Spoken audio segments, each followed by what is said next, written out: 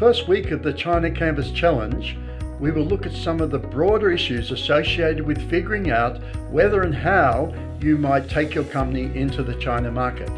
In subsequent weeks, we will then delve into the detail associated with various aspects of doing business in China.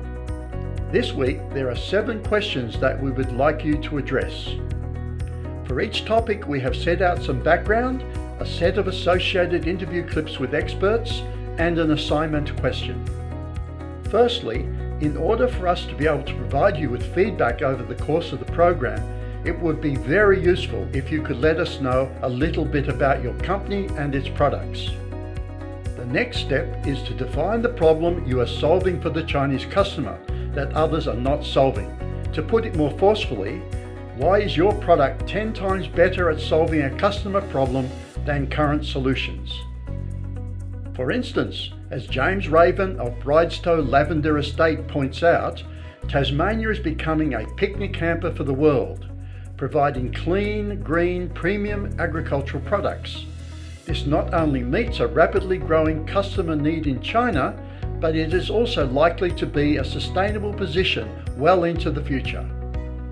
On the other hand, as Jason Yetsun Lee notes, when he took an Australian insurance company to China, they thought there was a demand for emergency car services, similar to the NRMA or RACQ in Australia. It turned out there was no such demand. So can you give your best guess as to the need that your product is addressing and why it better addresses it than other products on the market at the moment?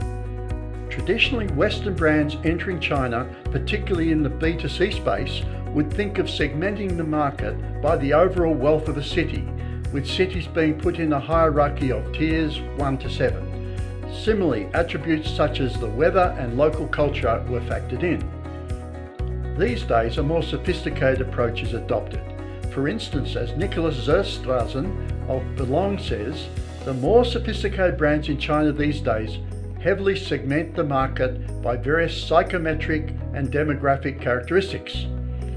In this respect, there is little difference between China and Australia.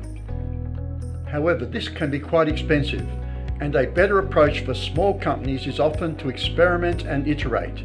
For instance, listen to William Baobin talk about how the company Allsome rapidly iterated to find a market niche. Another approach is to stumble into the Chinese market, drawn in by your customers.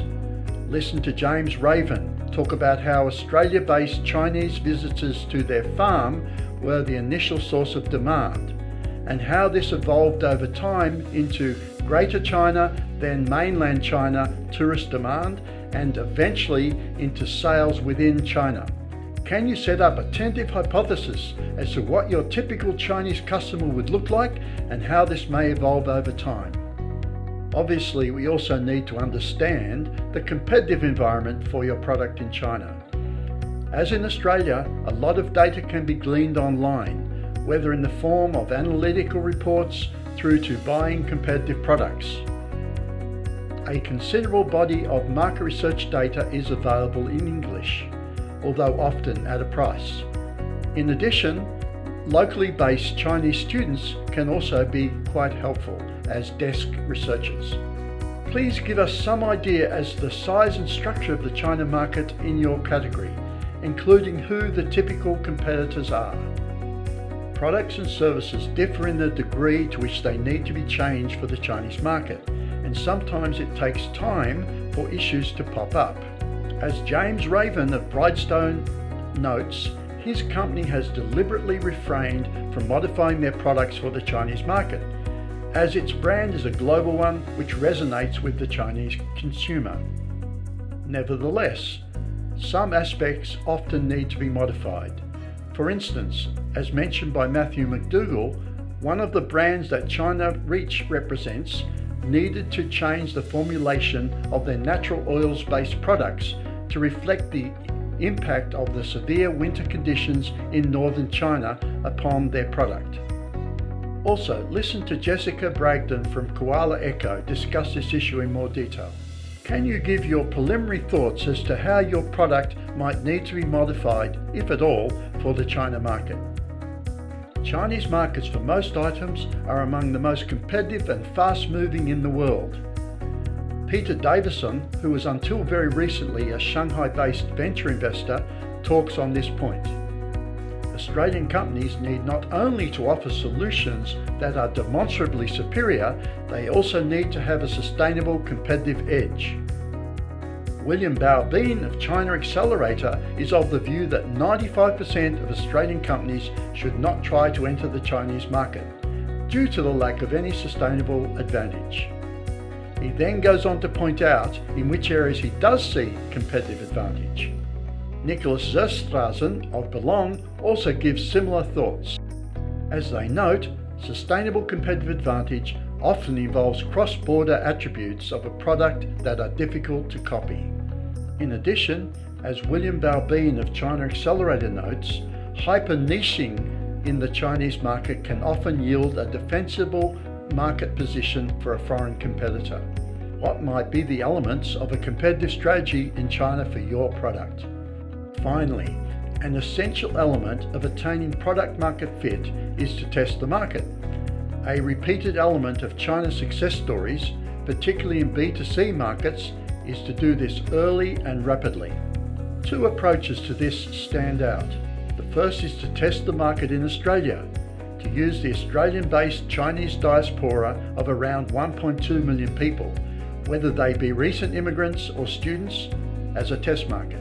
Similarly, the 1.3 million Chinese tourists are also a good test market when they come to Australia. Finally, Daigou are also a good way to test the market in China.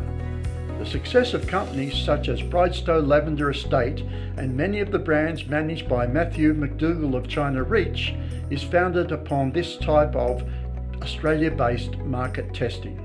A more formal in-China approach to experimentation is to engage in rapid prototyping and experimentation.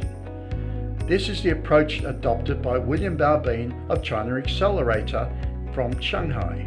Companies go through their accelerated program, are encouraged to undertake 4 experiments a week, and rapidly adapt their products based upon the results.